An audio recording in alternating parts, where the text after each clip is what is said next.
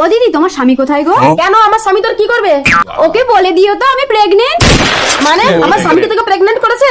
বিশ্বাস না হয় নাম্বারটা বলো, আমি ফোন করে শুনিয়ে দিচ্ছি। হ্যালো হ্যালো, আমি মল্লিকা বলছি। ডার্লিং বলো। কি গো শুনছো? আমি না প্রেগনেন্ট। কি বলো মল্লিকা, আমি তো সবসময় প্রোটেক্ট ব্যবহার করি। আচ্ছা ঠিক আছে মল্লিকা, আমি অফিস থেকে ফেরার পথে তোমার সঙ্গে দেখা করে যাবো। এই আগে তুমি বাড়ি এসে আমার সঙ্গে দেখা করো। কে? আমি দুর্গা। आपने जिस नंबर पर कॉल किया है वो अभी अज्ञान हो गया है। আসো কথা দুর্গা বৌদি, তোমার স্বামী তো পাগল হয়ে রাস্তায় রাস্তায় ঘুরছে। স্বামী, স্বামী, তুমি আমার ভয়ে পাগল হয়ে গেলে আমি কি করতাম? বড্ড তো তোমার একটা যন্ত্র কেটে নিতাম।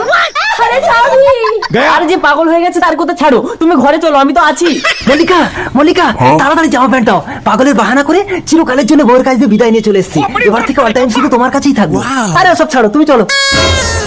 দুর্গা তুমি তুমি কি ভেবেছো তুমি একটা ছুরিকে ধরতে পারলে আমি একটা ছড়াকে ধরতে পারবো না?